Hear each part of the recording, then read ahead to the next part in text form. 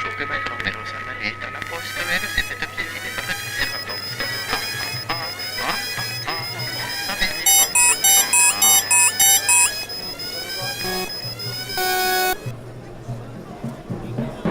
Ladies and gentlemen,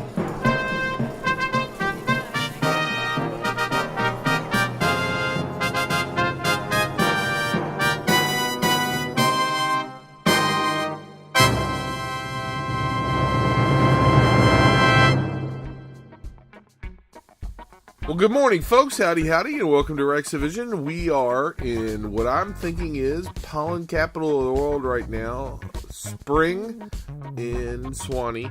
I used to own a silver Prius. I now own a pollen yellow Prius. It's kind of gross. So if I sound a little nasally, I apologize. We are working on the situation. The decongestant medicine is kicking in, and not that bad kind of decongestant medicine. You know what I'm talking about. This is the good stuff. Today we are going to continue with our theme of the week of speaking to New Orleans folks. In the last episode, we spoke to Chris Royal, mad skilled sax player and sort of musical gadabout about New Orleans, who talked a little bit about what it's like to run from stage to stage. Wanted to take a slightly different look at the city and the music scene and such today with probably the best tour guide you could possibly get for the city of New Orleans, a man called Jonny Ray. He's a former DJ from WWOZ.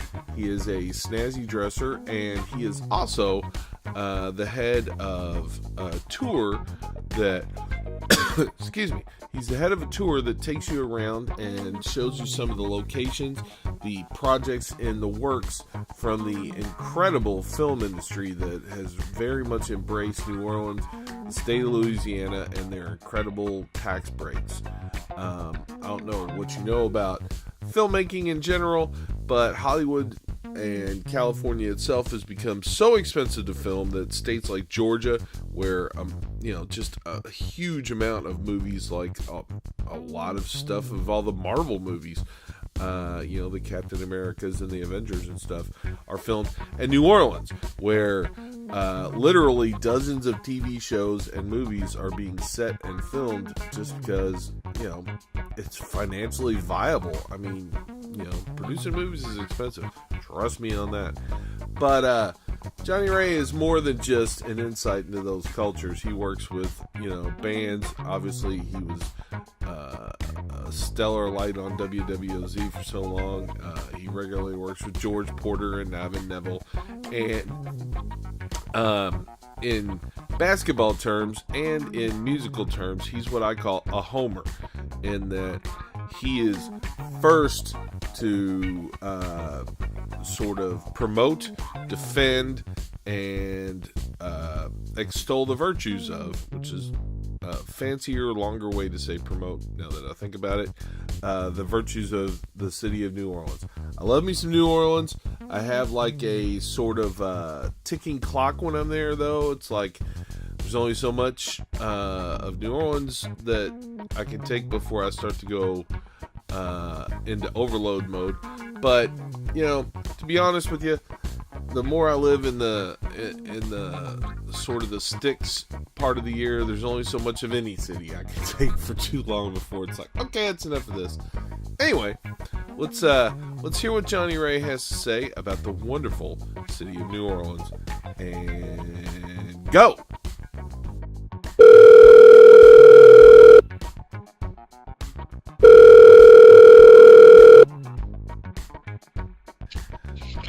All right, folks, we're here with a good friend of mine and a little bit of a hometown music nut.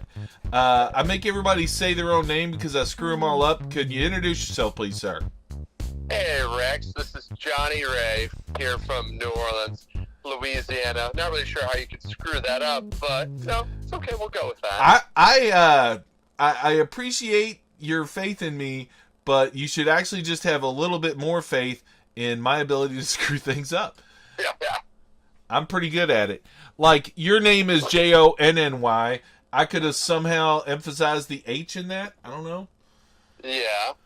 There's. I can see that. So I'll just pronounce my name from now on. I will introduce myself for you. So your name is Jonny Ray, apparently. Jonny Ray. Which, by the way, would be a baller thing for you to do, is to just keep correcting people. No, excuse me, it's pronounced Jonny. Jonny Ray. Oh, I'm sorry.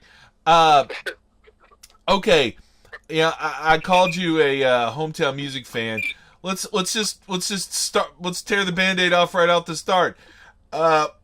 In your mind, where's the best place in the world for live music? In my mind, or in every smart music fan, musicologist, musician's mind, or in their hearts? I think everybody knows there's only one special music city, Nashville, in America. You know, you can call other cities the music capital of the world. You can call them that, but I think at the end of the day, we all know New Orleans is the place that really where American music was born. You know, where the rock and roll was invented. You know, it's a very special place, and if you know the history of that, Congo Square and J&M Recording Studio, you know this is ground zero for American music. Well, and without a doubt. So here's the deal. This podcast is specifically designed to sort of share the people and the knowledge that I've been able to gather over the years, and I got you on here to share that knowledge. So if you don't mind, walk us through that. Tell me what you say. It's the birthplace of rock and roll. You got anything to back that up, son? Yeah, that's a great question. So I wasn't there at that time, but you know. How do you know that, bro? The birth of rock and roll, and I think most historians consider the early Fats Domino recordings to be some of the first true rock and roll albums. And if that's the case, those were recorded here in New Orleans at Cosmo Matassa Studio on North Rampart Street, called J&M Music Studio. It's the same location that Little Richard recorded Tutti Frutti. Some amazing things happened in that room. So in my mind, that is the birthplace of rock and roll. And then what was across the street from that, Rex, as I'm sure you know, is Congo Square, right across the street in Armstrong Park, which I'm sure you've been a part of and seen a festival or two there. Congo Square is actually where Jazz Fest started. The first 2 years of Jazz Fest were there, till it outgrew it and moved to where it now lives in the racetrack. And that was the place, Congo Square, where the slaves were allowed to congregate in the South on Sundays. And to congregate, and that's where that music that influenced the Caribbean, African, and all the influences of all the music kind of blended together and created American jazz. And now, which is still a holy ground spot in New Orleans. So within one block, you've got the birth of rock and roll and the birthplace of American music in New Orleans. And if that doesn't give me a good reason to call this the greatest music city in America, at least, then I don't know what does. Okay, you make strong points. And also, you're mad informed. That's why, I love joshing with you. I'll get a little bit to sort of the reason I was needling you a bit there, but I want to keep on this historical tip because, you are a legit scholar. Can we take a moment to throw out some of your bona fides? Like, you're not just a guy on a podcast talking with me about music. Can you tell us a little bit about why you would think you'd be somebody who could answer these questions with some authority? Yeah, I think, one of the things that I did, I was a long time DJ at WWOZ, which is, considered to be one of the greatest music stations in the world. I agree wholeheartedly. Devoted to New Orleans jazz and heritage and all things New Orleans. So did that for many, many, many, many moons, which opened up a lot of doors for me, where I got to spend a lot of time with a lot of great musicians, with Cosmo Matassa, with Dave Bartholomew, with Alan Toussaint, and nowadays I'm have the pleasure of spending a lot of time with Ivan Neville and George Porter Jr. while I work with them as well. So I've had this great experience to be around all the forefathers and the younger generation that's been there for all of this. So my life is, I love when that phone rings and Ivan Neville calls me, because I know it's story time. And he's going to impart some amazing knowledge on me. So every day it's like I'm learning more and more and more.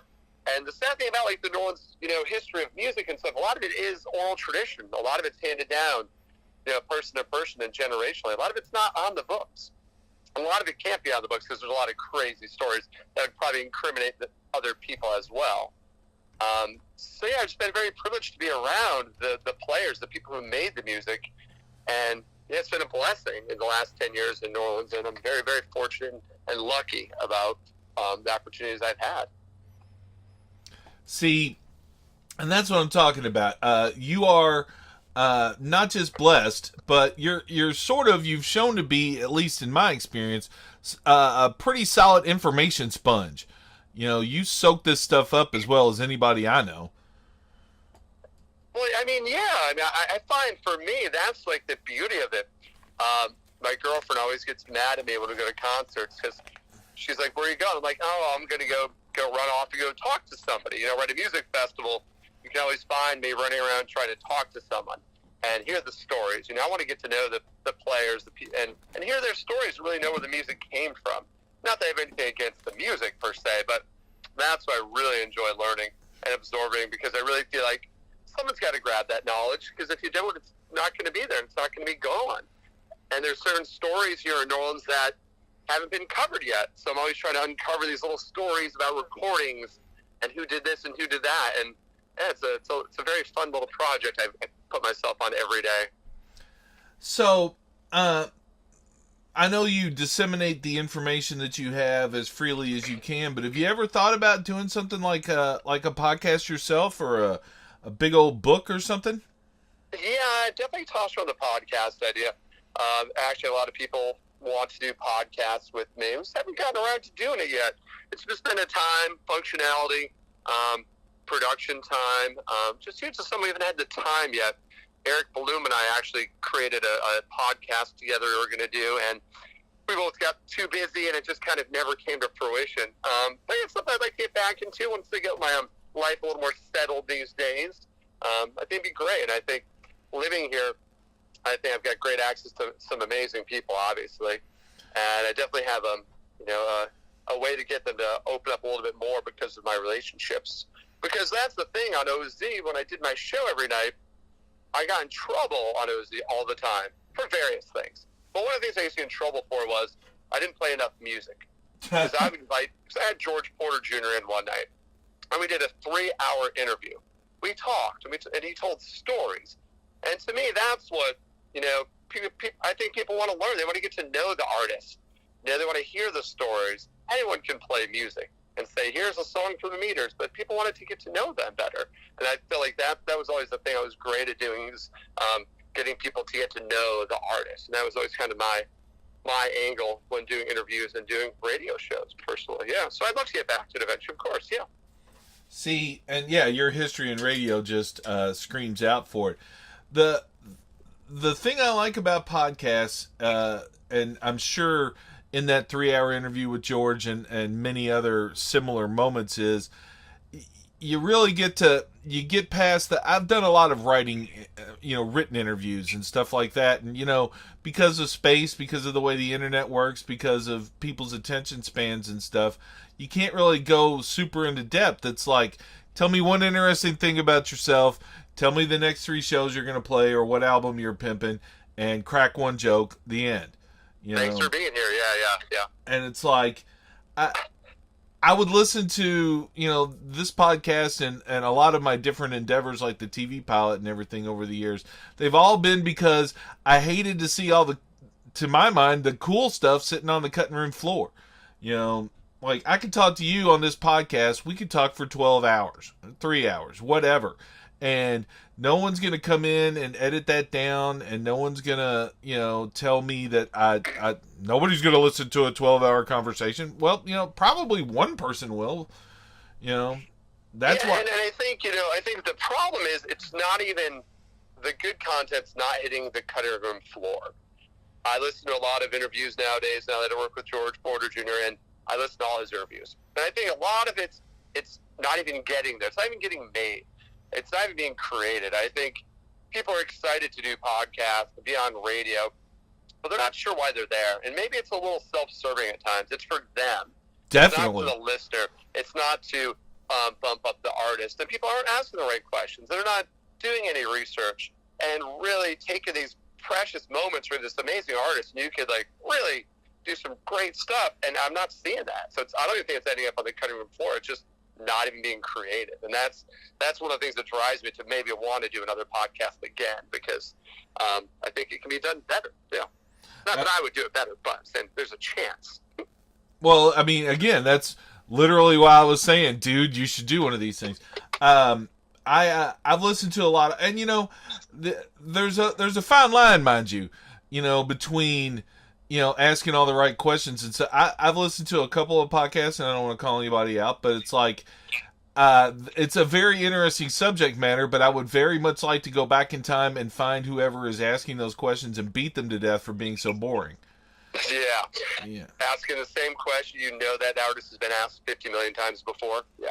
I was gonna interview Mo at a thing, and I showed up early, and the person who was interviewing Mo before me was still doing their thing, and like I swear, I caught eyes with one or two of the guys who were involved in the interview a couple times as they were getting asked the same questions, and they just started like making little monkey faces at me as they were doing it, like, how'd you get the name of the band? Why is there a period?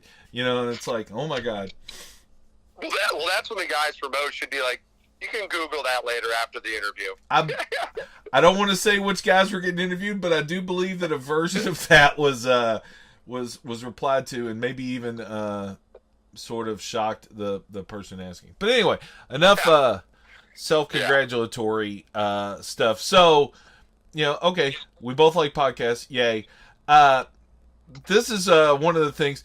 So, you don't just, you're not just sure that New Orleans is the music capital of the world. You're out there actively advocating this to be, like, erected on a billboard, basically, correct? Yeah. I don't know if you need to go there. I think if you know. I mean, there's a certain unnamed city in Texas that does that on billboards. Ooh, shade for their city, huh? Shots fired on the podcast against. and I don't think we don't need to put it on a billboard or have it at the airport waiting for you. And I think it's okay. I don't think it matters. If you don't know, you don't know. And if you don't get Jazz Fest, you don't get Jazz Fest. I think people have to search it out sometimes. And I think a lot of people don't know New Orleans music. When I travel around the country, around the world, and I tell people where I'm from, I'm like, wow, you should probably know about the Meters and Alan Toussaint and the Neville Brothers. And most people don't know these bands that are so iconic and to us, and so influential too in music history, like, with the Meters being sampled and their history of funk and who they've influenced, to all the songs that Alan Toussaint wrote for other people. So people don't really know it. And so I think it's kind of this little bit of group of people that do get it and understand it and love it and appreciate it. And I think that's good. I think we're good with that. If you don't get it, you don't get it. It's fine. Let me just say, I agree with almost everything you say, but I gotta push back a little bit. You're like, we don't greet you at the airport with a sign. What's the name of your airport? Can I tell you a little funny about Mr. Lewis or Louis Armstrong himself too? Okay, go for it. So it's pretty interesting. So we name everything Louis Armstrong Airport, Armstrong Park. But he was born and raised here, but left when he was 17. He didn't really make any music in New Orleans at all. He was just born and raised here. That's the crazy part about naming everything after Lewis. He's really didn't do anything here. He kind of took off. He spent more of his life in Chicago and New York than he did in New Orleans. I did a long form article about him, and I was surprised to learn that very fact at one point. I hadn't really thought of it, about the fact that that you guys name everything after him, and he wasn't there. That is actually kind of funny. Yeah. And one of the questions I get all the time too, on my tours, when I do my movie tours, is that people talk about music. I always try to discuss music stuff as well. And they're always like, where's your music museum? Where's your music museum? And I always tell them, I'm like, we're a living, breathing museum. I'm like, there's no need for one. We've got it out every door, it's there for you in person. Museums are for when things are gone and dead and past, and that's why we don't have a music museum in New Orleans. Yeah, I was, when you said that, I had that exact same thought. It was like, you don't need a museum in New Orleans. You wait till they open up and you just go to the place where the music was made, because it's still open. And it's still there, yeah. We don't need a museum. Museums for the after the fact. God, what is it? The La Petite Theater or whatever? In the Quarter, I can't remember the name of it. If that's in Tableau, yeah, in Brennan's Tableau. Yeah, it's like, Mo was playing there a couple of years ago during Jazz Fest, and so I went like I try and do. I went and did a little research on the venue, and I was like, founded in 1807 or some crazy shit like that, and I'm like, okay, it's like I find that in a lot of places down there. It's like not just. It's been here for a minute, but it's been here for 170 years or something ludicrous like that. Yeah, everything in New Orleans is the oldest theater, the oldest building, the oldest church. And that's I mean, we're an old city. That happens. Now, I've heard it put forth, and I wanted to get your thoughts on this especially. And don't get me wrong, I definitely want to talk to you about the movie tour stuff, and that's on our little topic list. But I've heard this put forth that one of the reasons that New Orleans music scene is so solid is that it's the biggest city regionally in like a radius. Like you have you got Baton Rouge and stuff like that, but that's you're sort of like the big city out there in the woods, so to speak, or the swamp, I guess would be the better way. How does that benefit us, though? How are you saying that benefits us? Well, that top talent in any regard, that you're like the number one destination. So say you're living out in out in the farm and you play, you're going to New Orleans. Anybody who just in the region, you're going to get a lot more of the area talent and also just being a remote city, you move a little bit less, so a lot of homegrown talent stays there and becomes more ingrained in New Orleans music has a voice, and it seems to be reinforced a little bit by its regional graphical isolation, at least back in the day. I definitely could see that playing a part in it. But you also got to remember, though, that music is a part of the culture from very early on in young adults' lives. So unlike other cities, too, we have all these great programs like Roots of Music and all the stuff that Trombone Shorty's doing. So kids here are starting out playing music at a very young age. They're given that opportunity, at 4 or 5 years old to be in a band, to start getting ready to be in a marching band, to go do the Mardi Gras parades and stuff like that. And it's really a part of the life of the culture. So I think you end up with more musicians because everyone's participating at a young age. I grew up in Connecticut. You didn't participate in music unless you chose to.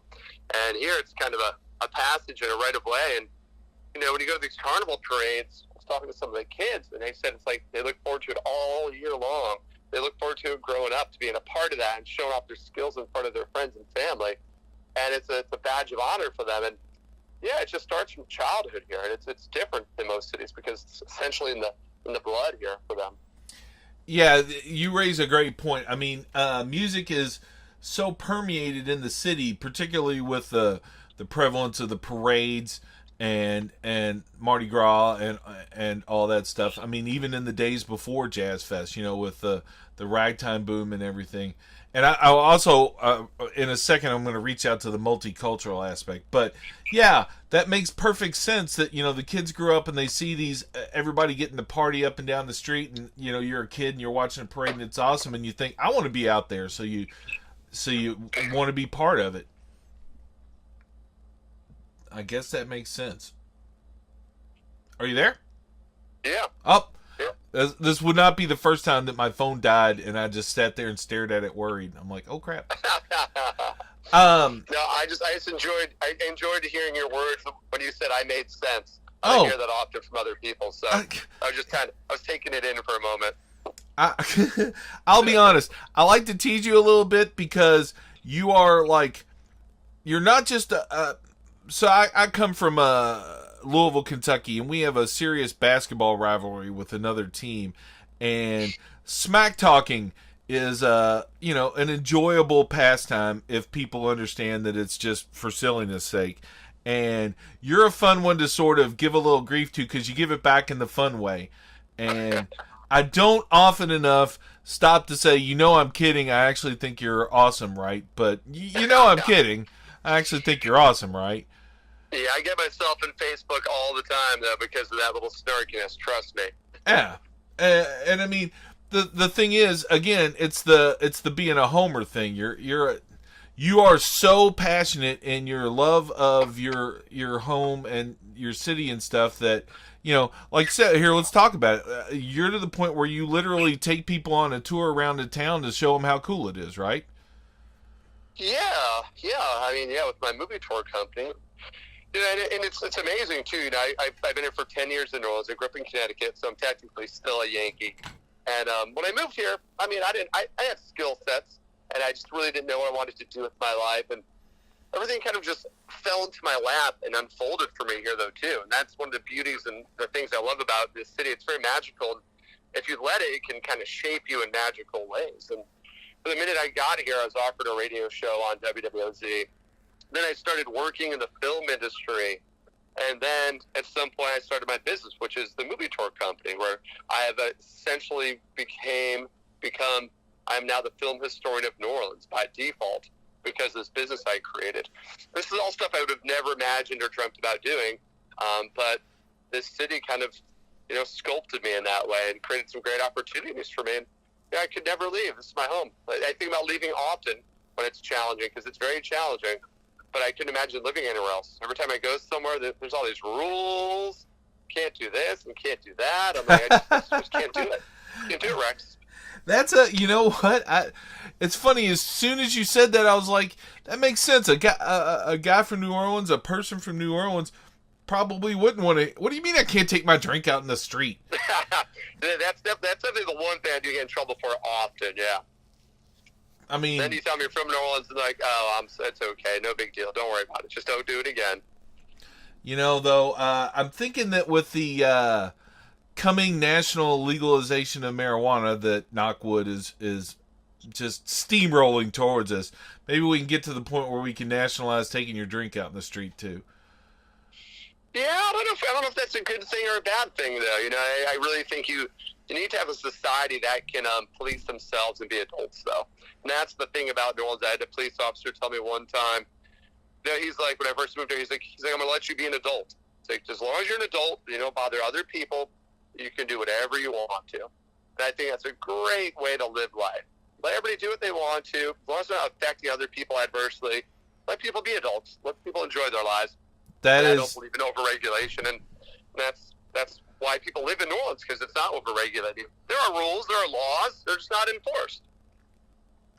I think you could sum up what you just said in the phrase "let the good times roll." Les bon temps relais.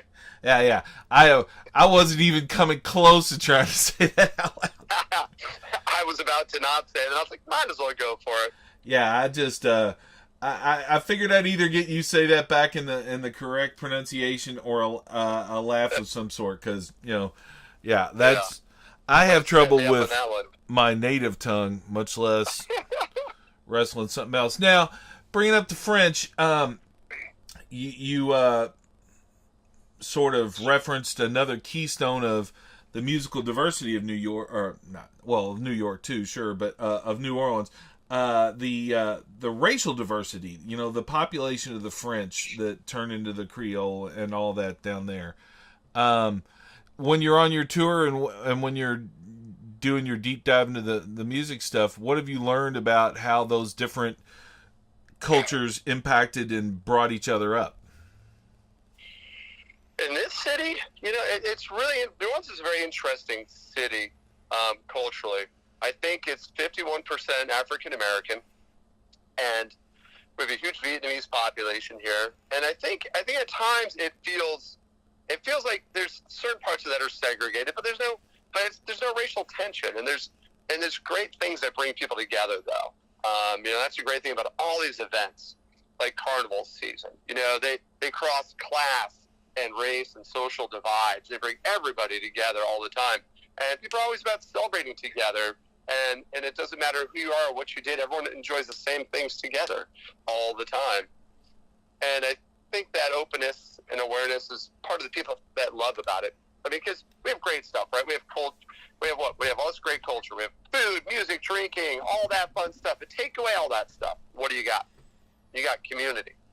And I think if we took away all the amazing culture we have, this place would still be the most special place because of the community. The fact that this little town, this little village of 400,000 people is so small, or you drive around the town, you're always going to see someone you know and love. And when it comes to music, look at the cross-pollination of the music down here. If you want George Porter to play on your album, you want Ivan Neville to play on your album, anyone you want to play on your album, they will say yes, and they will be there for you.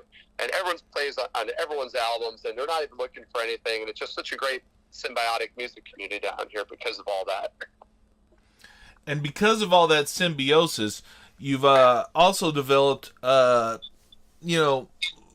these different influences have developed and coalesced into, at least say for the funk and jammy kind of scene, an almost unified voice. Would you say that's fair? In the stylistic of the music?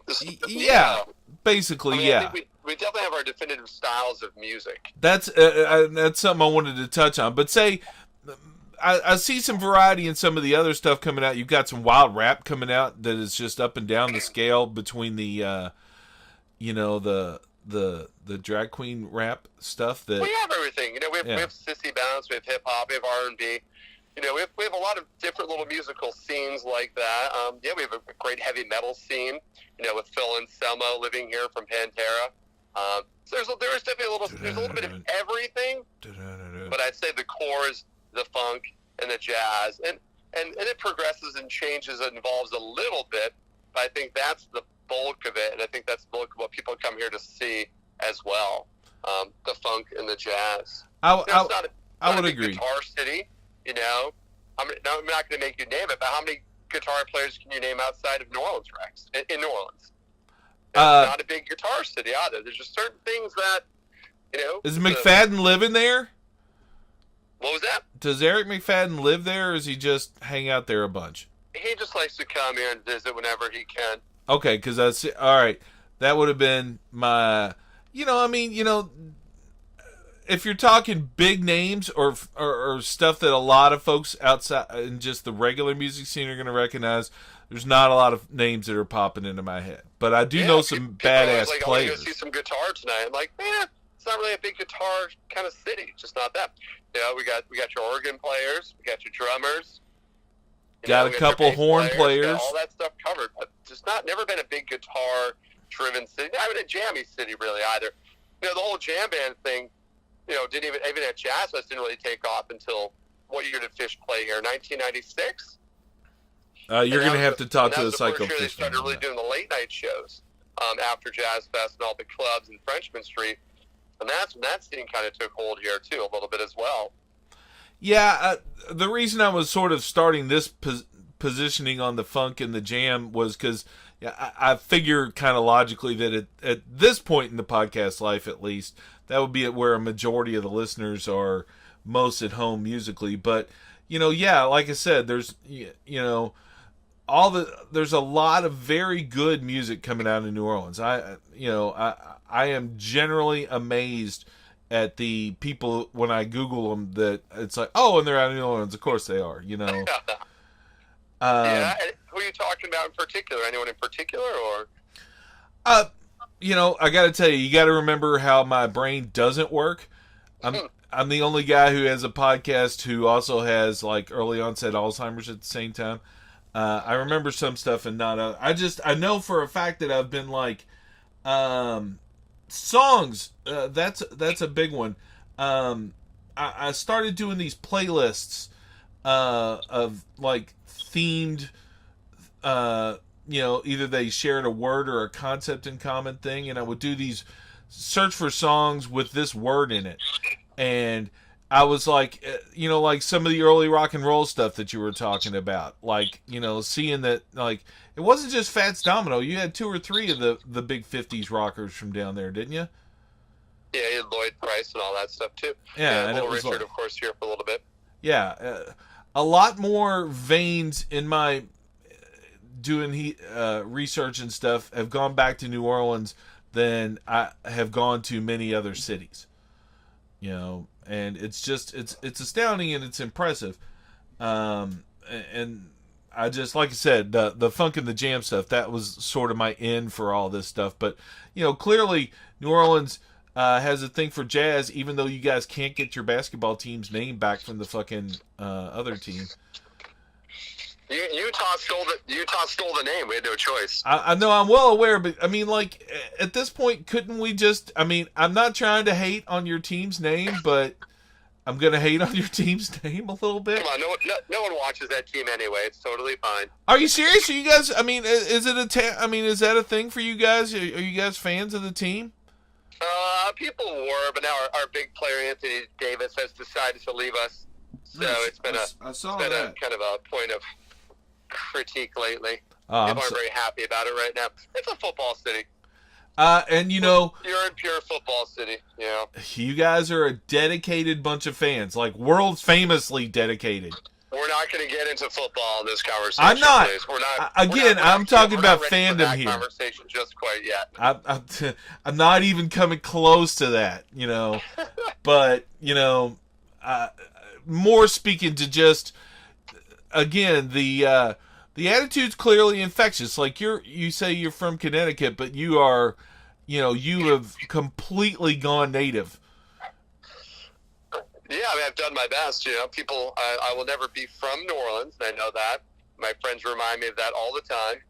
We're on vacation, and people are going to be like, "Where are you guys from?" I'm like, "I'm from New Orleans." And they're like, "No, he's not from there." They're very, very territorial about that one. I have some great friends, of course. But no, this is my home. I feel like it's been a part of me, and I try to participate in everything I can and help it grow and help it breathe and live and do what I can. I try to. I just want to be a part of it. It's a magical time to be here.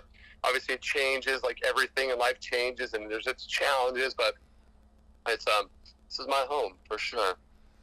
You talk about changes, like one of your current gigs is sort of the result of a change.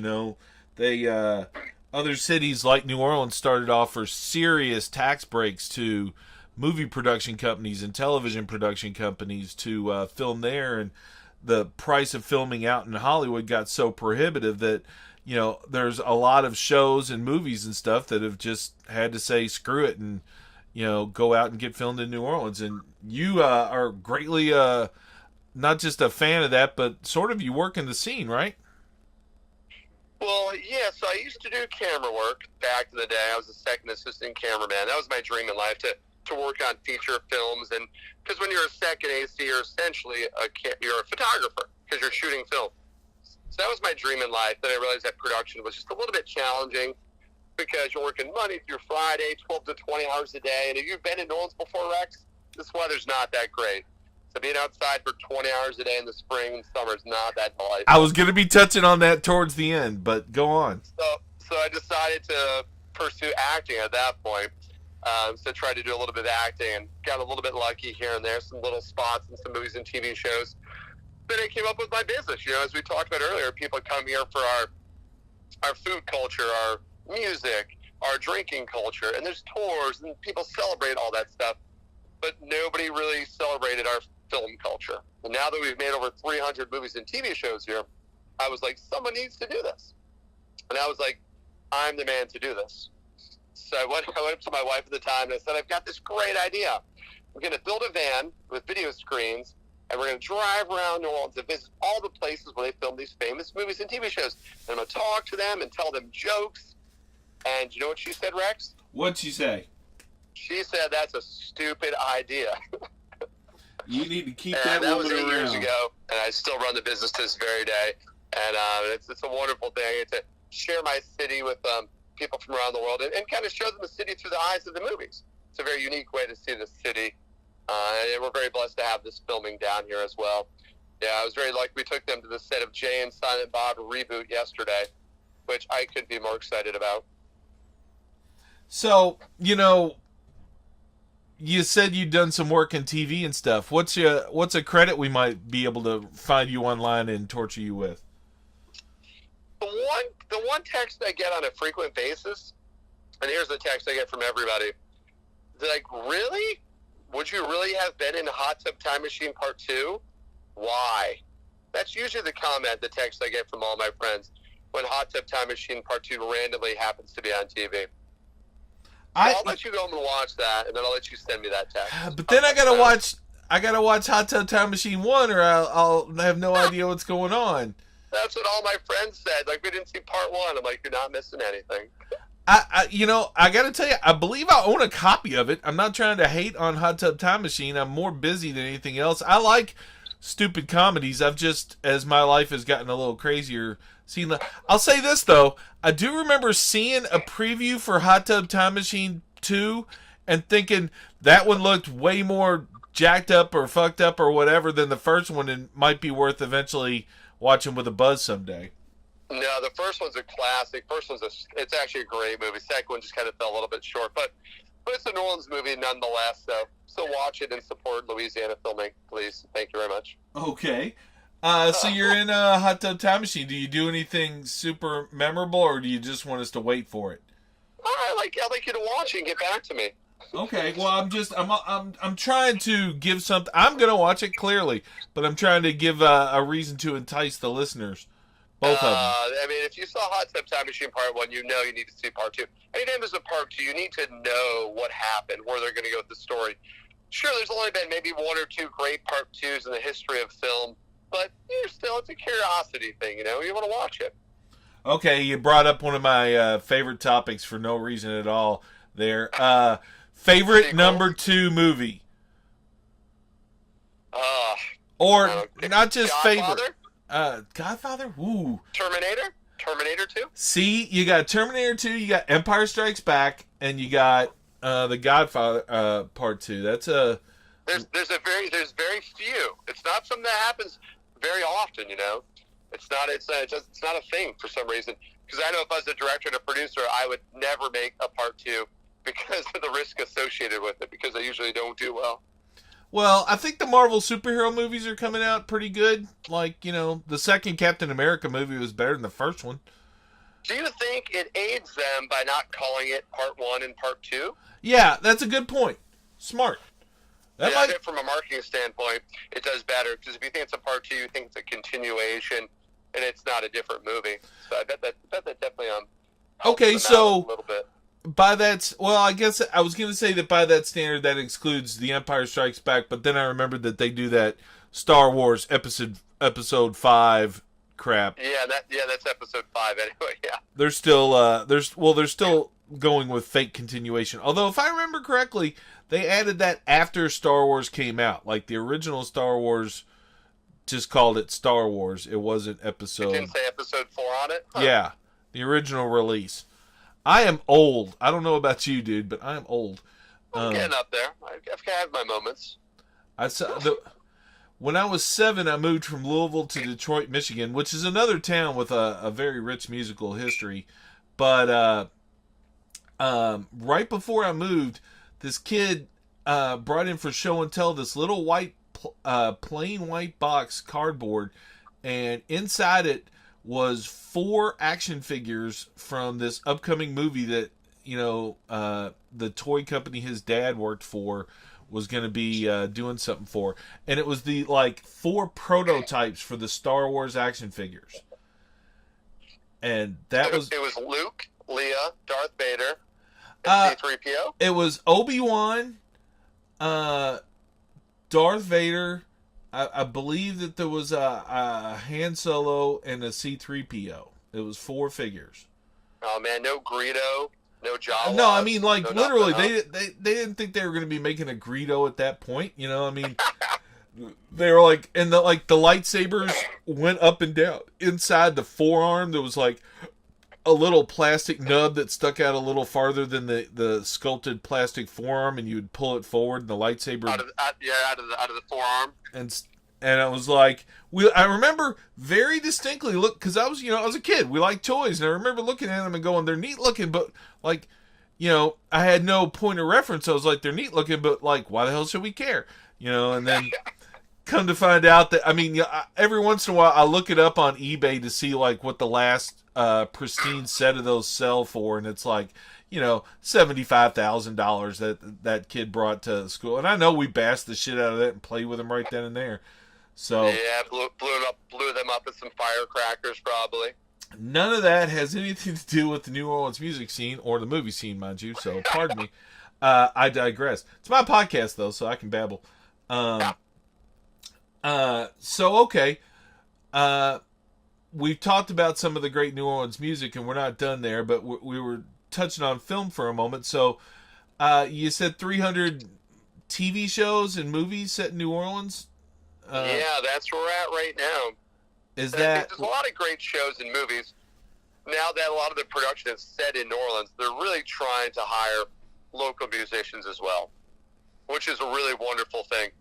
Now, if you watch NCIS New Orleans every Tuesday night, in the opening sequence, you can see little Freddie King, you can see Ben Jaffe's tuba. They hire a lot of great locals for that TV show, which is in season 5 right now. The TV show Treme did wonderful things. David Simon's show on HBO, that did wonderful things for Kermit Ruffins and everybody who was in that show, helped their careers tremendously. So they try to option a lot of local musicians and music for the movies and TV shows, which is really, really a nice little addition for our people here in town, too, which is great. Don't forget, Johnny Vodakovich was in your favorite TV show, Preacher, last season. Let's not forget about that. He has already been on the podcast and was grilled about that on the podcast and on the thing.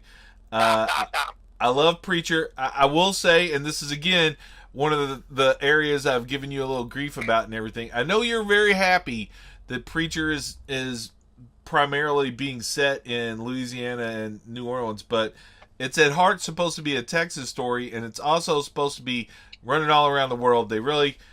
I'm happy that they're filming there, but they got to move out of this. If they're going to do the damn finale of it right, they got to leave New Orleans. They're gone. They're going to Australia next year. They're gone already. They're already out of here. I'm sorry. I'm sorry. I'm sorry for that for you, but if you got to remember, like the film industry, along with music, is now a tourism thing as well. Though, so now film tourism is a thing now. Along with music tourism, people now visit here to visit these locations, and maybe have an opportunity to go see a live movie or TV show film in real life. Because there's not many places in the world you can go and watch a movie or TV show film. And this is one of those places where you can do that.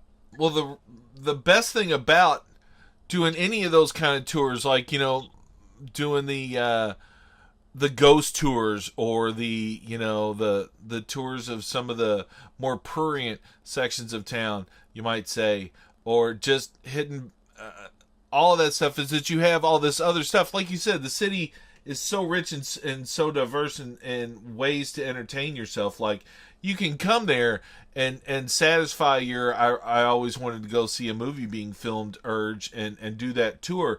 But at the same time, you can have some of the best freaking food you've ever had in your life and then go see some of the coolest music in the world on like a Tuesday. No, we're very spoiled. It's an embarrassment of riches, and it's pretty much out of control. The fact that we get George Porter Jr. every Monday night. And you'd think that people would kind of like, get sick or not appreciate it. But if you go to the Maple Leaf on a Monday night, which I'm sure you have, and in the off season, there's still this core of 50 people there that go there and understand how lucky they are to watch him play every Monday night. And so people don't take it for granted. They do it at points. But, yeah, the stuff we can see on there's some weeks I will see music 7 nights a week, and I will honestly say to a friend, I'm like, wow, I saw more great music this week than people are going to see all year long. And, it's a little much sometimes. I talk to some normal people every once in a while. I had talked with my... I don't know any of those. Do I know them? No. Probably not if you live in New Orleans. But, no, it's like, I use my sister Kathy as an example for this. She's probably going to smack me. But I've used her in regular conversations. The first time I mentioned this particular thing on the podcast. But I talked to her once, and I was talking about shows, and I'm usually talking to my concert friends, and I said, what's the next show you're going to see? And she's like, and she mentioned some movie. And I was like, oh, no, I meant concert. And as I said it, I was like, she's like, Rex, I've been to 3 concerts in my life. And I was like, like, what? How are you my sister? But then, it's not everybody wants the same thing out of life, but that's, as we were just saying, New Orleans has so many things that it's got to be. I wonder what the numbers are. I'll probably try and look that up for the footnotes, or maybe what are the tourism numbers like in New Orleans ranking wise? Compared to other cities? Yeah, just tourist destinations. That I do not know, but I do know that last year we had our biggest year since pre-Katrina. So tourism is back, but it's a very sporadic tourism based upon a lot of conventions and seasons and whatnot. So we're not just like a regular city that's just busy year round. We have ebbs and flows. It's very in and out the whole entire year. But I think the last year we saw 9 million visitors. For a city of 400,000 people. It's a pretty good thing. Yeah, that's not bad. My internet's not going great, or else I would have been able to look up these stats right now. Fact check me? No, not fact check. Just I was just trying to. I'm of the generation, and I think you are too, where we still used to ask out loud or wonder about questions, and we weren't used to the fact that you could just pull out your instant information machine out of your pocket and know the answer to every question ever. I don't know about you, but I feel way more intelligent nowadays that I can actually look up all my questions and queries, because I have questions all day long. And I'm like, well, what about this? What is that over there? And wow, now I know everything. But what did I, before a cell phone, I didn't know anything? What happened? I was always a bit of a learn things buff. I probably could have phrased that better. But, yeah, it's not that you didn't know things before. It's just you got conditioned to not ask these questions or wonder it because it got frustrating. It's like, there used to be times where people would be up all night wondering about something because, say, the library, something, it used to be a thing to where something bugged you not knowing it, and you just sat there and couldn't sleep or couldn't do anything else until you figured out the answer. And oftentimes that would mean you had to go hit the fucking library or something. But yeah, if you go to your bookshelf and that one volume of your encyclopedia is missing, what are you going to do? Yeah. But now, I mentioned the phrase rabbit holes earlier. I don't know about you, but there's many a time where I've I wonder about this, and I blinked and it's 7 hours later and I can explain the various Greco-Roman wars. It's that's not what... beautiful, beautiful, distracting world we have on the internet, yes. I just wondered how Reese's Cups got made the first time, not the Greco-Roman I'm just so happy that Al Gore invented the internet for us. What would we do without Al Gore? Thank you, Al Gore, for going back in time and inventing it before you were able to have invented it. Yay, Al Gore.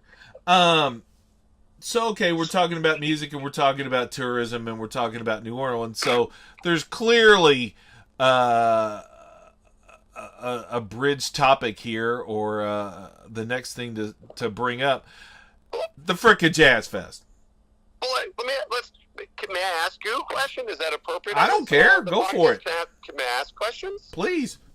Man. So let's see real quick. Let's see if you can sum up in one question. What brought you to New Orleans the first time? Why did you fall in love with New Orleans? Let's hear your quick story about why you think New Orleans is so special. Okay, so for me, this is kind of fun. This is something I was going to be talking about with a death metal musician who I don't want to name, who's apparently going to be on the podcast soon. I used to be into much angrier, rockier music than I am now. I was a classic rock kid when I was into my, from 8 to 10 or 12 or whatever.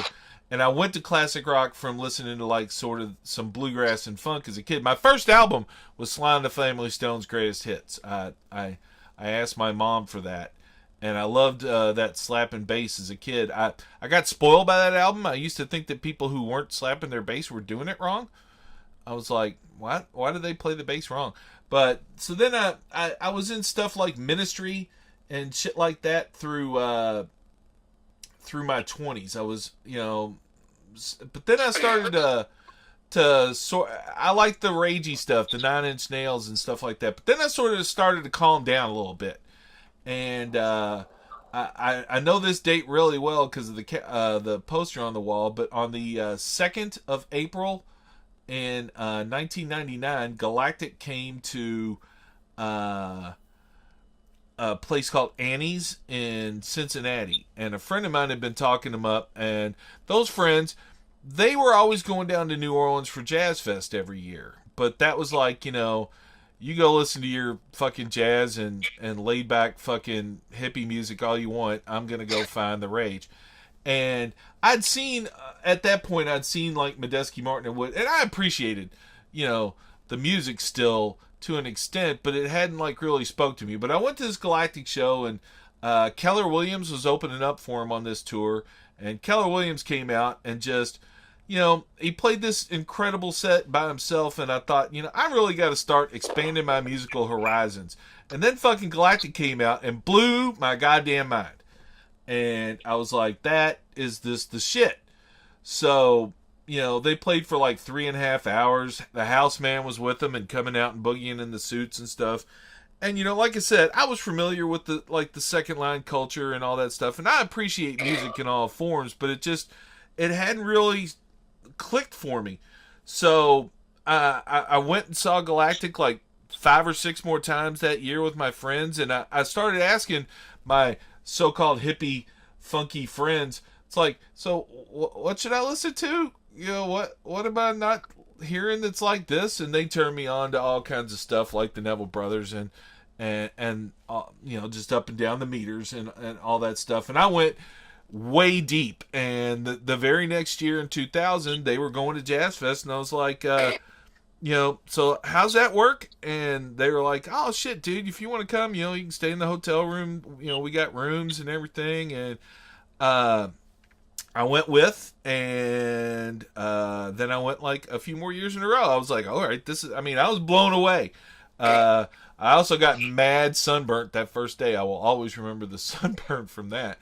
But, that'll happen to you every year, yeah. Yeah, the thing I got that I was really fortunate was I had my friends, I want to shout out Chris Mesha and Steven Cecil and everybody. I had my friends who had been going for years and were like sort of in the know. Like they picked up tickets for me to the key late night shows. I didn't know anything about that or whatever.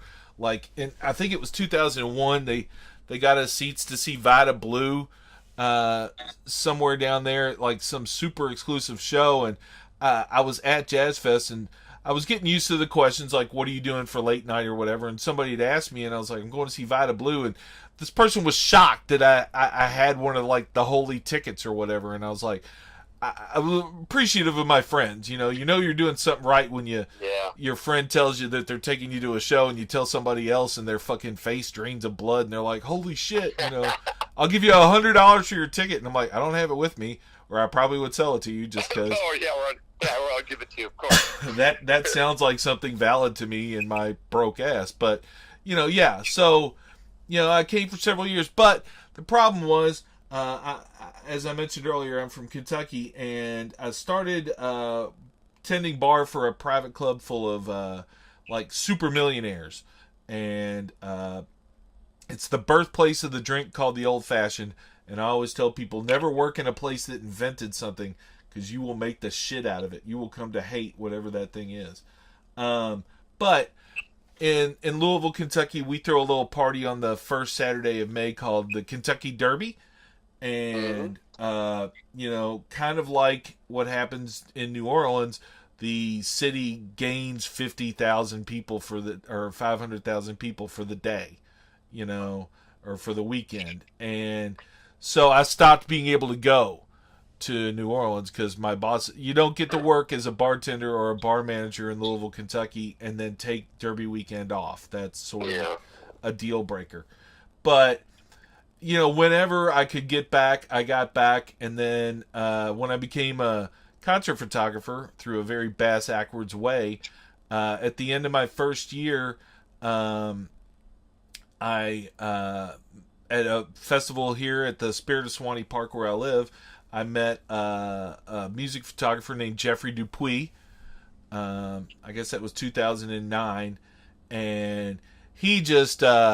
he kind of exemplifies the laid back vibe of your city in the best of ways. He's just a really friendly, inviting guy, and he said, "Hey, if you're ever down our way, I'll put you up if you want to come down and maybe shoot some shows or whatever." And the next year, I took him up on that, and I've been making New Orleans a regular stop ever since. It's a mind-numbing assault on the senses.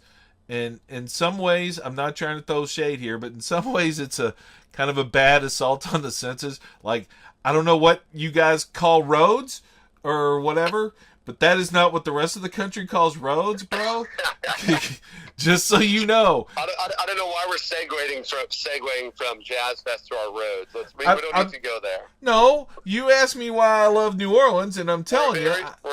As Matthew McConaughey once said, I love New Orleans, but it's a beautiful mess. Oh, yeah. I mean, It's a perfect quote. A beautiful mess. He's got it right. But the point is, the beauty overwhelms the stress. The reason I was bringing up the roads, and I was going to describe how bad the roads are. Seriously, I won't go as far as I was going to go, but they're bad, everybody. I mean, seriously.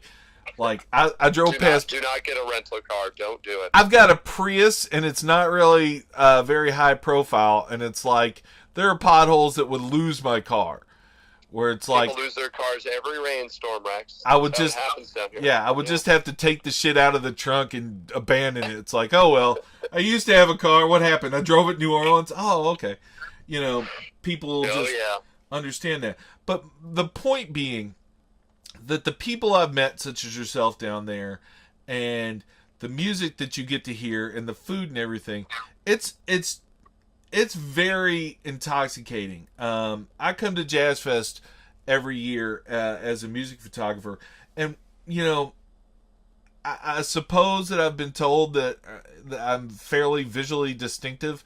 I think that's one of the polite ways of saying you're ugly as sin. You're visually distinctive, but I get remembered at every club I go to shoot. Like, door guys open the door for me, and sit and shoot the shit, and like the staff of all the bars, being an ex-bartender, and the clubs and everything, they're all just such hardworking and wonderful people. And like, again, I notice, like, say I'm setting up video stuff. I was down there last year filming at the Maison, and I filmed several nights at the Maison, some shows that Live for Live Music was putting on there, and I would thus be there before the doors open, and just the camaraderie of the staff as they're farting around with each other and having a blast. I got to see like the same group of workers there at that club like 3 nights out of the 2 weeks I was there or whatever, and it was just like I got to really appreciate just think about what a wonderful group of folks just those 8 people were, or 9 people or whatever. You guys have a lot going for you down there, and it's so much that it will overwhelm the mess part. The beauty outweighs the mess. Yeah, I mean, and everyone's here to celebrate life. That's what people are here to do. They're not here to work. They're here to celebrate life and make the most out of what we've got, and kind of just wring every little last bit of joy and pleasure out of it they possibly can. And that's what it's all about down here, living your good life. Well, I mean, that is a hell of a good thing. It's a wonderful tourist destination. It's a wonderful place to live. That was going to be my sort of follow-up to that. Like, you live there, and do you find everything accessible? Can you make it where you need to be in time? No, things are challenged down here. Infrastructure is crumbling. The sewage and water board, electrical. We have all these infrastructure issues, and people love it here so much they put up with all that stuff. Because it's a very dysfunctional city. Things don't run properly, and it's got its challenges. The weather's not that great, but I think the people who really get it see that all of the greatest supersedes all the negative stuff. It's not for everyone. It's not a place most people can live. If you call and set up an appointment, to have your cable installed, they'll show up 3 days late with no phone call. Nothing runs officially. You go to a restaurant that says it's open today. The sign on the door is going to say closed. We went out because it was a beautiful day today. It's a very, very inefficient place to live. But if you get the beauty of it and you see beyond all that, it's worth it. And the great thing about it keeps people away from here. keeps it nice and small as well because of that stuff. Because not everyone can handle that situation. It's funny you said that. There's certain cities that are really nice weather-wise too, to an extent, that try and keep people from coming there. I remember specifically Portland, and Portland, Oregon. There's something you said kind of rung true. I went to one business, and they were supposed to be open, and they were closed, and the sign said realigning our chakras.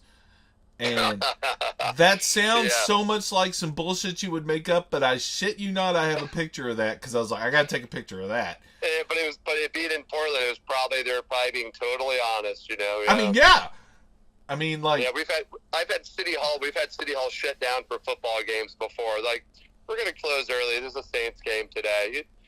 So sometimes you get stuff done, sometimes you don't. You just kind of have to roll with the punches sometimes and enjoy the beauty and go with the flow. Be very present. How are you doing on time? What was that? How are you doing on time? Me? I've got all day. Okay, good. There's a couple of I wanted to bridge into beyond the effect that New Orleans has on music with just themselves. And in a minute, I really do want to touch on some of the charity aspects of the city that are so wonderful and inspiring. It seems to bring out a lot in visitors and folks who come to New Orleans. One of my particular favorite weird little musical things that exists out there is a band called Oysterhead. And they are a pure product of the Jazz Fest late night system. Are you a fan of those guys? Yeah, I'm a huge fan of Trey and Les and Mr. Copeland, of course, and that was their first show at that Jazz Fest at the Sanger Theater. That was their first performance.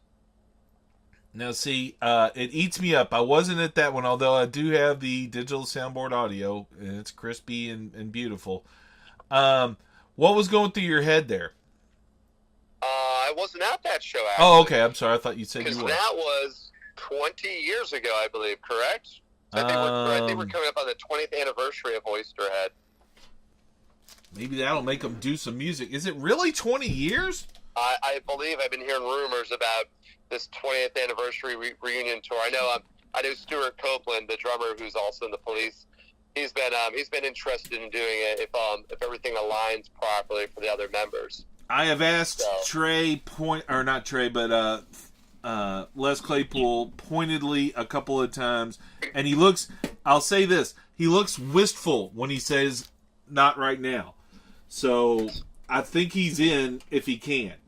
They're all in if the timing works, and I think if you're going to do it, you do it on the 20th anniversary, which is coming up this year. I'm pretty sure it was 99 was that show at Jazz Fest. If I'm wrong, correct me on that one. Well, that would require my internet working. In Connecticut, so you got to imagine being a boy from Connecticut, seeing Trey join these other legends. It's a beautiful thing. It's a great band, and I love that it was spawned here. And I believe, didn't Garage à Trois actually open that show as well? Off the top of my head, I'm not sure, but probably. I believe that was Garage à Trois's first show, and I believe that they were unbilled as Garage à Trois, possibly.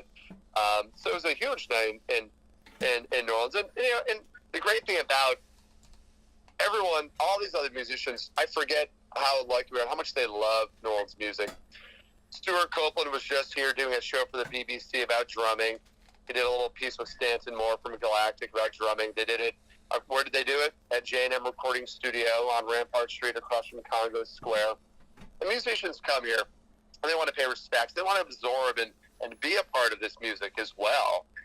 And so we forget how great we have it until you run into them. They're like, y'all are so lucky. And they learn from a lot of this stuff. When you watch the Rock and Roll Hall of Fame inductions, when the Chili Peppers went in, and Flea says, we wouldn't be here if it wasn't for the meters.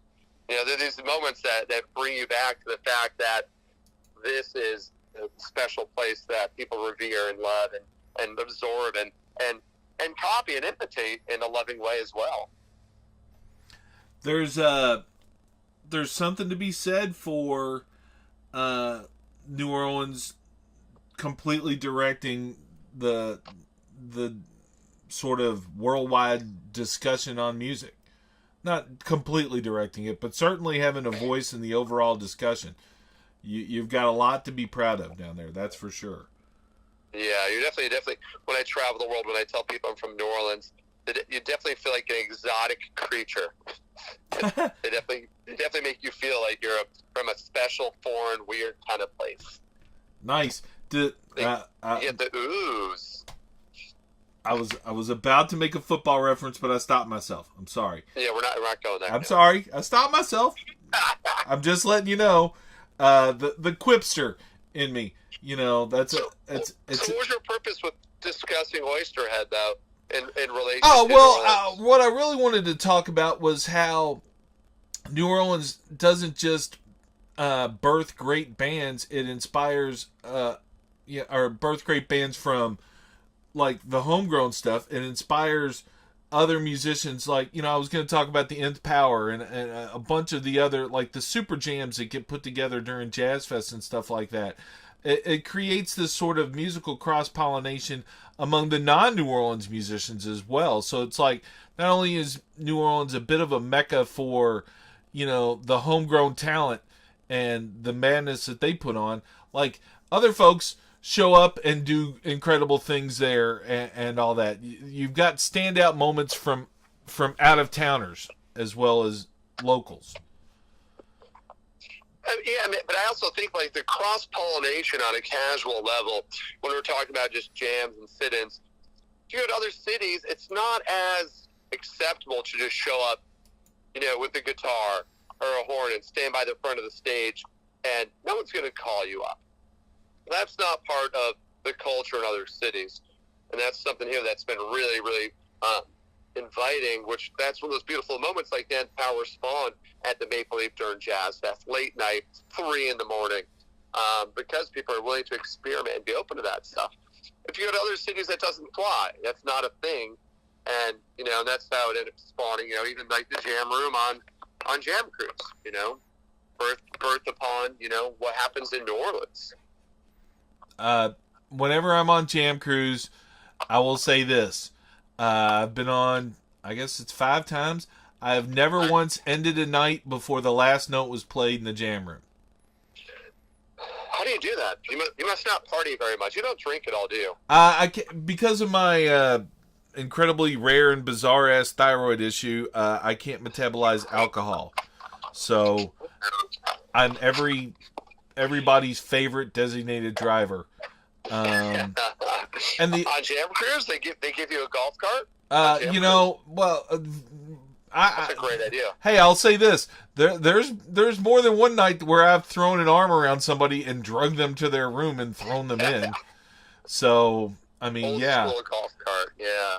But I don't really want to discuss. You know, there are certain things I can do, and there are certain things I can't. Of course. Have you ever Googled New Orleans songs? Yes. With the name New Orleans in it before? Oh yeah, I have a folder. I make myself radio stations and playlists, and I believe I was talking to you when I started to do the one for. I started to do one for New Orleans. I was going to do one with just New Orleans artists in it, and then I've been using the search function on my computer to go through my files, and I put in New Orleans and hit enter on that one, and I'm not trying to brag, I've maybe got like 300,000 CDs worth of studio material on a couple of hard drives because I'm insane, and it took maybe 10 minutes for the search to finish. There was so many entries, you know. So yeah, you guys are one of the more mentioned cities in, I don't know what the numbers on it are, but I would say you're probably in the top 10. It's certainly in English-speaking songs. Yeah, I can imagine. If you turn on some Grateful Dead, some Rolling Stones, it's going to be dropped like all the time. It's always New Orleans. You know, a lot of those people were inspired by music down here. And like you said, you know, the Grateful Dead, like, I filmed an interview piece with, their drummer, I'll just say right now, because my brain just froze on me. Bill Kreutzmann. Really? Yeah, and he told the whole busted down on Bourbon Street story, to me. Well, and Billy was the fan, Billy Kreutzmann, he was the fan of New Orleans. So I actually asked Bob Weir this recently. I said, what really turned you on when we went out there with George Porter? What turned you on to the Meters and the Neville Brothers? And they said it was Billy Kreutzmann. Billy was the one who brought New Orleans to that band and really gave them that education where they all fell in love with it. So we'll thank Billy Kreutzmann for that one. Well, and then Kreutzmann went full native in his post-dead career for a while with the Seven Walkers. That was a one. I'll say this: that's literally my favorite post-dead sort of dead music band. Still. Yeah, we've tried getting that back together very recently. We're trying, and it's just not working for some reason right now. It would be a great fun thing to have happen. If I have to listen to somebody else sing like Eyes of the World or God damn it, Scratchy Old Man George Porter voice is the way I refer to it. Sugar-E, there we go. Yeah. My favorite non-dead version of Sugar-E is Scratchy Old Man. Shake it. I in no way mean that as a pejorative or anything but the most love in the world, but it's just like, the soul in that man's voice. I gotta tell you, there's times where I think I'd almost rather George sing than play if it was too much going on. I like the way that man sings as well as he hits that bass. Yeah, that was a great magical moment when the Dead and Company came through New Orleans last year, invited George out as well too. And and he's like, hey, how about we just play Sugar-E? And I think Mickey Hart was like, just one song? He's like, pick 3 songs. Yeah. He's like, whatever you want, we'll play.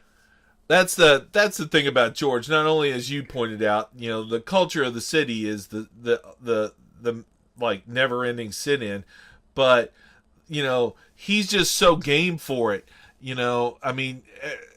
Some legends, talking a legend into coming out for a song is one thing.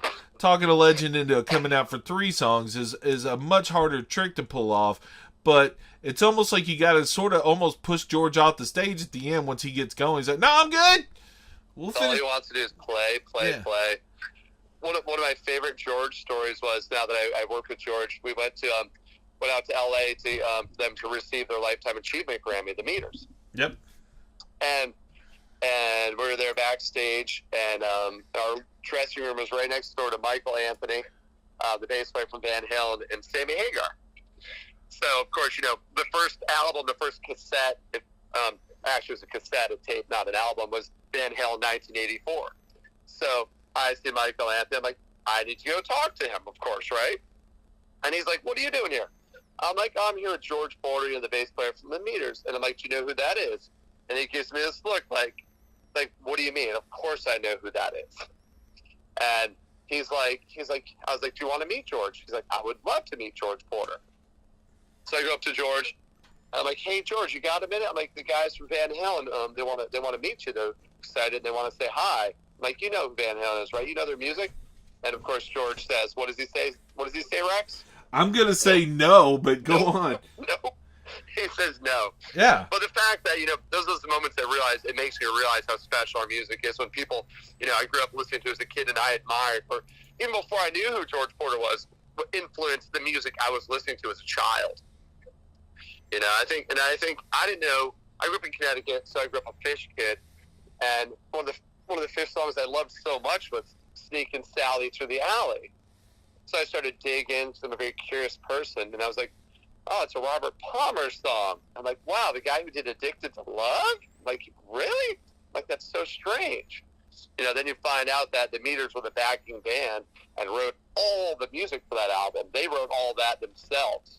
Not Robert. He wrote the lyrics, but they wrote the whole music for that album. So it's essentially a Meters album. And that's when I finally started to go down my rabbit hole and learning about New Orleans, which drove me here, kind of via the fish realm. And I thank them for that. So it's all Trey's fault that I live in New Orleans now. So next time you see Trey, remind him. Okay. It ruined my life in a very beautiful way. I'm sure that will come up. Actually, I've had a couple of interactions with Trey. My absolute favorite one is I walked by and he kind of laughed. And I was like, hey, you're that dude with the guitar. And he was like, yeah, you're that weirdo with the sash. And we both kind of nodded and kept walking. You're like, that's all I need to ever hear from you ever again. Perfect. I don't even know it was anything like that, but it was just like, it was like, it was at the Bear Creek he played, and there wasn't like time to stop and like introduce ourselves or whatever. And I was just cracking a joke, but it was like, and then he said that back. I was like, all right, at least I make an impression in the photo pit, I guess. He's a witty kind of guy. He's yeah. got a good sense of humor for sure. Yeah, I got a grin out of it. And in the end, I'll say this. Seriously, this is not to do with New Orleans or the podcast or anything else. If there is a moment in your day where you can give somebody else a smile, then please, for the love of God, do it. Yeah. I mean, anybody who, here it is, my memory doesn't even work. And I remember somebody cracking a joke to me a couple of years ago. Crack jokes. It's so much, the world's kind of stressed out right now. Could we please chip her up a little bit? A little smile, a little hug, a little look, a little thank you, a little appreciation, a little how you doing. All that stuff goes a long way. Because you don't know what other people are going through throughout the day, and just saying, how are you today, maybe just enough to brighten their day. You may be the only person that says that to them the whole entire day, Damn straight. It doesn't cost. There's a little kid sitting in like one of those shopping cart front seat thingies, and the mom was turning, the kid was looking at me, and I just broke into a little dance in the grocery store earlier today. I was like, doop doop doo, doop doop doo. Kid smiled. I kept walking. Mom didn't turn around. That was my only worry. I was like, I'm gonna do this little dance. I hope the mom doesn't turn around and go, why is this guy dancing for my kid? But yeah. Did the mother yell stranger danger at some point? Yeah, no? I mean, no. And it's like, that's, I got to tell you, we're again bounding off topic, but it's heartbreaking. I'm like a goofball, and I'm generally a goofball in public, and like there's a lot of times now where I have to stop and think, am I gonna be accused of something if I do something silly here? No, it's a valid concern nowadays too. Yeah. You can't be too friendly sometimes to whomever. Yeah, you gotta watch. It's a very scary world out there, Rex. You mentioned back on topic. Come on. Yeah, you mentioned Jam Cruise, and no, but I mean, we're talking about a positive way to interact in that thing. So at least we got that going. You mentioned Jam Cruise, and the founders of Jam Cruise have been extremely open in their saying that the late night scene and the overall vibe of New Orleans was the inspiration for Jam Cruise. One of the Jam Cruisiest things I ever saw was we were at sea during a playoff game. And for folks who don't know, but I would assume everybody who's listening to this probably has at least heard of it, Jam Cruise is a music festival on a cruise liner that departs from usually somewhere in Florida and cruises around in the Caribbean for a minute. And it features a lot of really, really talented bands and a very... as Johnny was mentioning, a sort of a stage hopping guest sit-in kind of thing. And one of the pillars of Jam Cruise is one particular room that's become known as the Jam Room, where one musician hosts a 3 to 5 hour just sort of overall jam session that's a lot like a lot of the late nights that you'll find in New Orleans, to the point where they're often hosted by some of the New Orleans cats because they're used to doing it and know how to roll.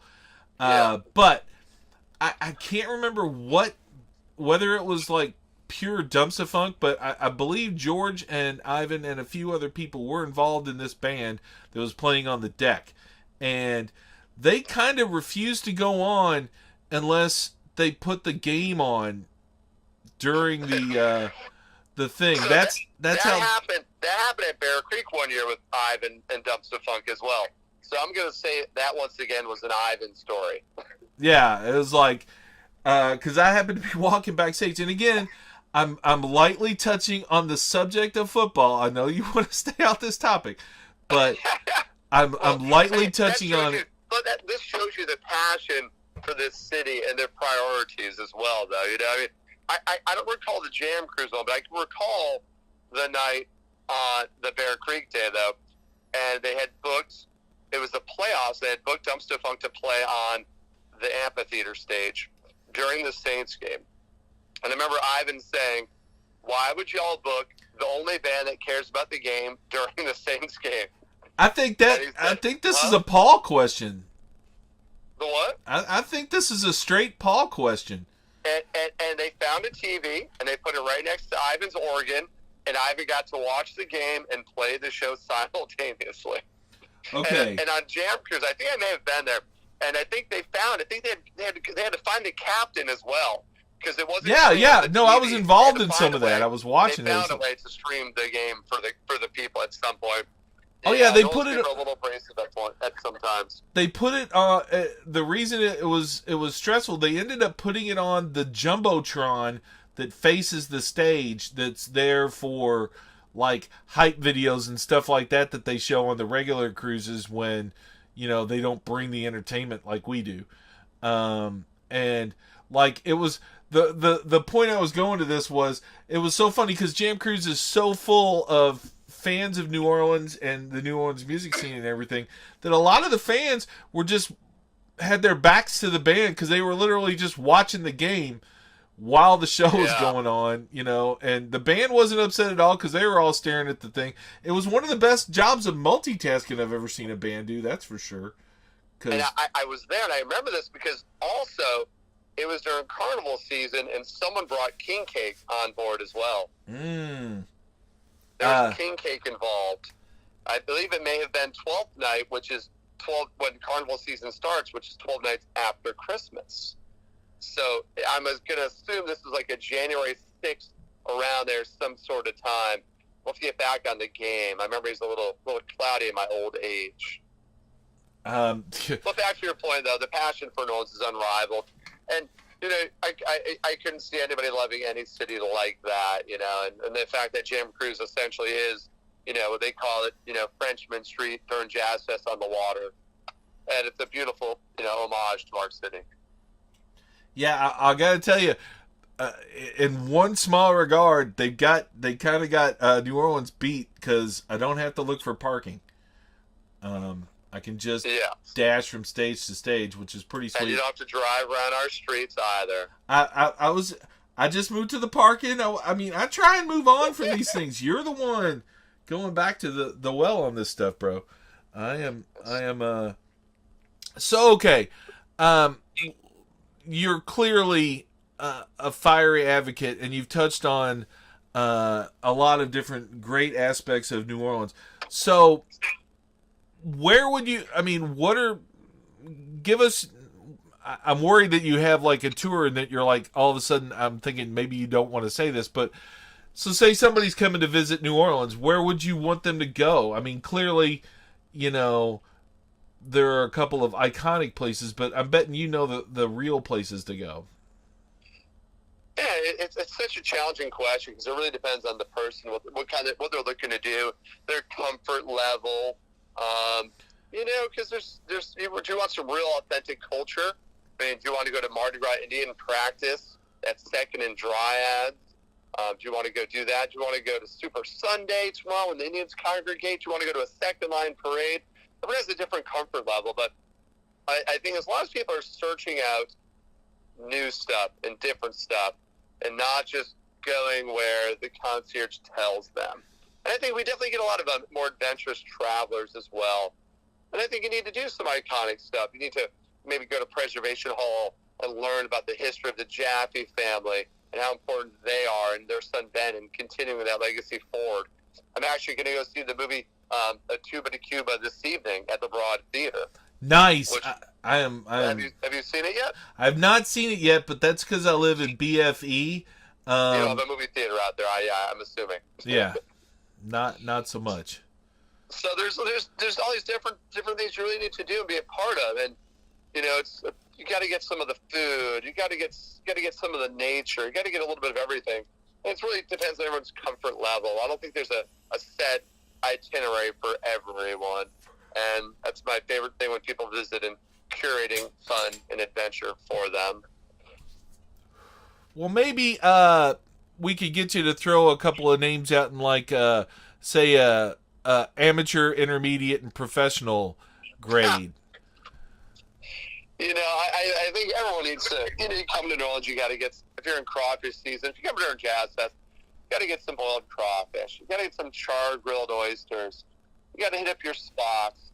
But you also got to go see the music. And the music, you got to go to the Maple Leaf, one of my favorite venues in the world. That feels like you're kind of walking into, your dysfunctional uncle's living room, sort of, where George Porter plays every Monday night. Rebirth Brass Band plays on Tuesday nights. And Johnny Vodakovich plays on Thursday nights. There's just so much great stuff there. Got to catch a show at Tipitina's. Granted, Tipitina's is an all-local music 7 nights a week, even though Galactic bought it recently, and that's going to be a great thing for the city. But it's such an iconic venue. That was built for Professor Longhair to have his residency there. You just got to hit up all the spots. You got to keep going and bouncing around. You got to take a little walk down Frenchman Street, even though it has a fried chicken and daiquiri shop on it now, Rex. A mutual friend of ours has been posting some very upset things about that on social media, and I will be. I'm supposed to talk to him on Monday, and I. Well, tell that saxophone player. Yes, that's him. I'm sorry. Tell him what? Tell that saxophone player I'll see him tonight. Okay, I'll tell him on Monday that you said on Saturday that you would see him that night. And that will probably, thanks to New Orleans, make sense. Frenchman Street has always been, so Frenchman Street is how, Bourbon Street used to be 60 years ago, where you find your live local music, where you can walk down the street and see your friends and your family. And it's kind of strayed from that over the years. And I think, we talked about the internet being a beautiful thing as far as knowledge and learning, but it's also been a detriment because nothing's secret anymore. Nothing is sacred. Everything is there for everyone to take at this point. And so it's definitely lost a little bit of that luster on Frenchman Street over the years, to the point where there is now a fried chicken and daiquiri place on the street. And I love fried chicken and daiquiris, but that was a Bourbon Street thing over the years, that wasn't a Frenchman Street thing.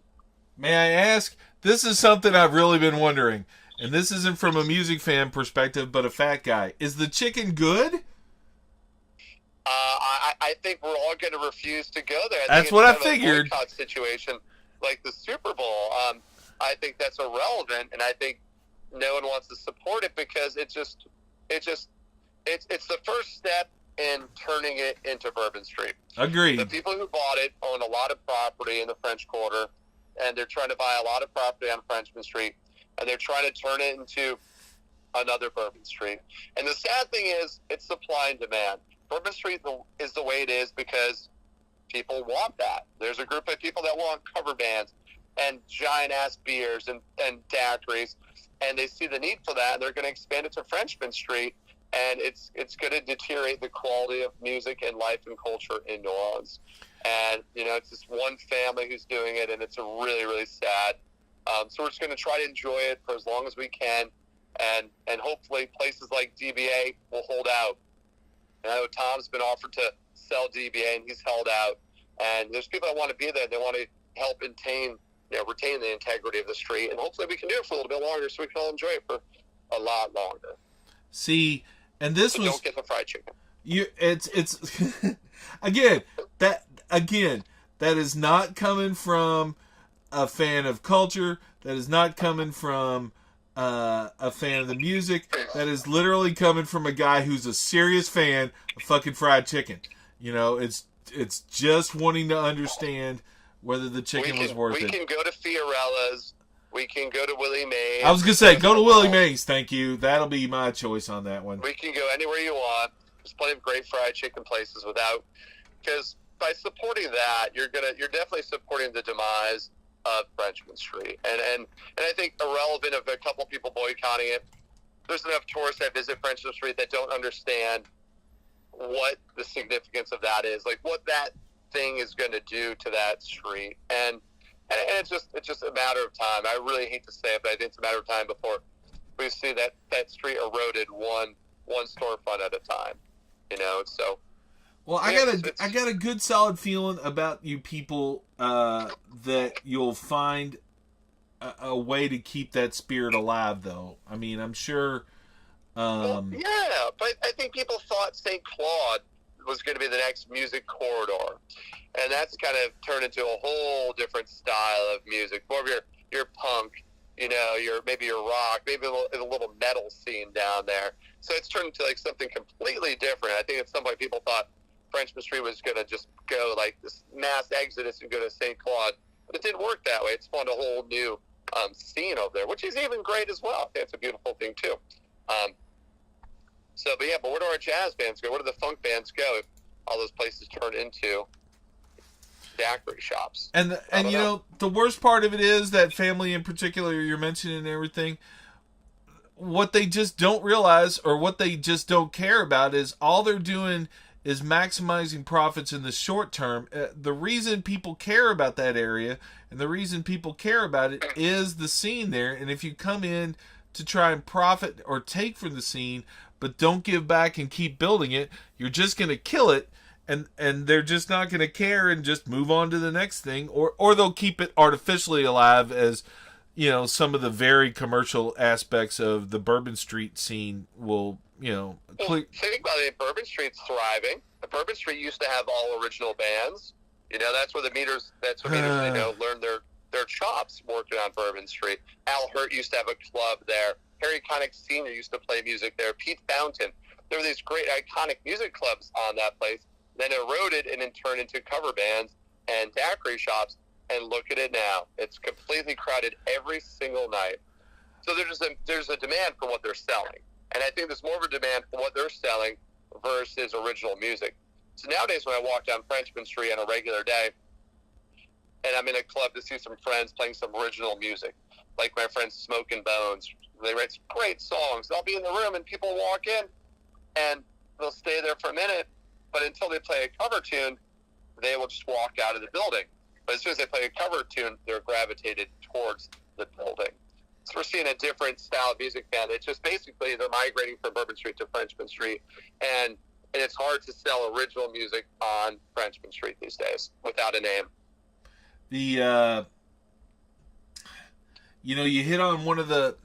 It's kind of like what we talked about, what I mentioned with my sister. You're hitting on one of the things that I guess I get up on my soapbox or I get up on my dream box or whatever kind of thing it is. But I wish everybody loved music as much as I did. But then if they did, I'd never be able to get tickets.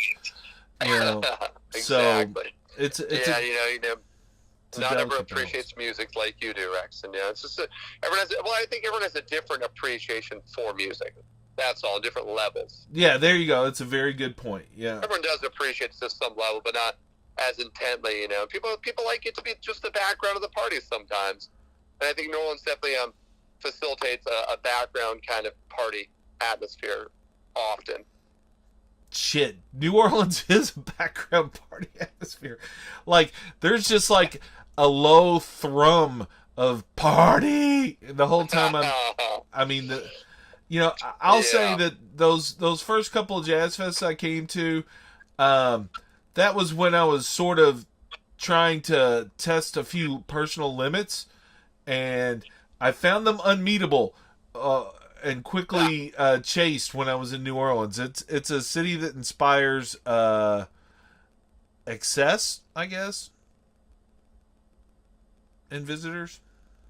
Yeah, and visitors, I would say so. I think there's definitely you can see all the music you want. You can be a glutton in every sense of the term, with food and music and drinking, and no one's going to judge you. You can do whatever you want for that little bit of time. Yeah, and I think that's definitely an appeal here. Some people take it to an excess. They push it over the top a little bit, of course, But yeah, that's what people come here for, to live the life they can't live in other places. That reminds me of the scene in Preacher where they're going through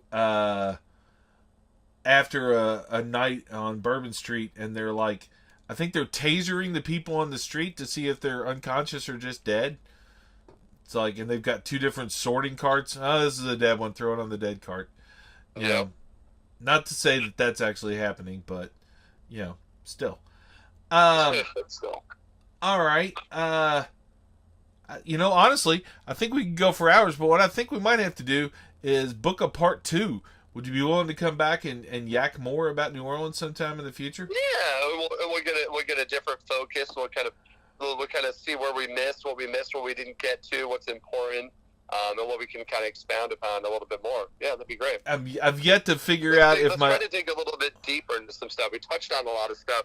I feel like we could definitely dig deeper, do some deep dives. I agree, and that was, so while I'm doing these podcasts, what I do is I take notes because my brain, it doesn't work. And, things to perhaps link to, such as, how to book a tour with Jonny Ray when you go to New Orleans and have him share all this wonderful culture with you in person and everything. But just also, like, stuff to either look up myself for, personal edification or whatever. And I'll be honest with you, I filled up, like, a very large page of paper here with stuff. And, I'm in this podcast for sort of the long haul, and I'm predicting that there will be sort of, trends, like as it's coming up on Jazz Fest time and stuff like that. I'm going to want to talk to some of you folks, and a couple of things in the fall, and, the return of what I'm calling Swanee brand Bear Creek with the Swanee Rising, and what I see that becoming in the future. But, there's all kinds of stuff I wanted to talk to you about, like the Musicians Relief Clinic and Trombone Shorty's wonderful work and stuff. There's just so much to talk about, and I've been a little bit sick for the last few days, and we've gone about an hour and a half, and I'm worried I'm just going to face plant during this interview. And at that point, we'll go get some rest. Kind of shoot me her notes. Shoot me a copy of her notes, and then I can kind of do some digging in my brain as well and prepare for that. Sweet. Now, all right, buddy? Let's see. Besides the tour, is there any other way that folks could come and spend some time with you when they're down in New Orleans? Oh, come and spend time with me? Yeah, you're a character in a site as well. I mean, obviously, we would like everybody who visits the city to take the tour. And feel free. Everyone's always free to poke me on Facebook. Come on, man. Oh, I'm always available for everybody. I'm always around. Catch me every Monday night at the Maple Leaf with George Porter Jr. I'm always out and about. See? I knew you had some pimping left in you. Yeah. Well, I got my moments. Johnny, thank you so much for taking the time. You've been more informative than I dared hope for, so that was awesome. Thank you. Mr. Rex, we just scratched the surface. Thanks for having me, and we're going to do more. We're going to get better and bigger and deeper next time. Well, that was informative as hell. Seriously, that was one of my favorite conversations for just sheer learning. And it was nice to get asked a question myself. Jonny Ray, he's a little bit of an interviewer and kind of a smart guy himself. He turned the tables on me there for a minute or two, and it was much appreciated. I'm going to link to all the different ways that you could check out just the things we talked about, Jonny Ray's tour, all of that stuff in the comments section. Please, please, please, if you're down there, take a few minutes and roll around with Johnny and listen to him tell his incredible stories. It is very much worth it. And if you can, give him a little grief about being a homer. He really doesn't like it. Not sure which podcast we're going to run tomorrow. It's a complicated, huge amount of people piling up, but I'm telling you now, it's going to be awesome because I don't do non-awesome things. Speaking of awesome things, in the background, you're hearing some music right now. That is from Mr. Steven Swatkins. He is keyboardist supreme, probably the number one hired keyboardist for touring bands who need somebody to help flesh out their sound on the road. Maybe number two. I called him number two. But one thing that's not number two is his musical skills. The music you hear bumping under me talking right now is a little joint he ripped off and gave me. He did the outro and the intro music. He didn't do the really busy hoo-ha stuff that starts off the podcast. That was me. I added that onto his stuff. Like, I know what I'm doing. So, clearly don't judge him by the bells and whistles, literal bells and whistles that I put on his tune at the start. He's a wonderful guy. He's coming back on the podcast today. We're taping his thing today, and it's going to be excellent. Finally, I try and end every podcast on a note for unity and hope and all that stuff. And when I say all that stuff, I'm not dismissing it. I'm just sort of, hand waving a large amount of things that I wish the world would do. It's all got to start with knowing that the person next to you, the person you could possibly be either screwing over or helping along, or just being indifferent to is, I guess, an option. But being indifferent isn't really a way to roll.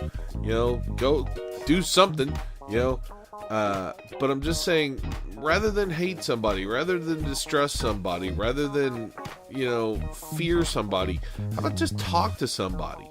Realize when you talk to somebody that, they're the same as you are. We're all in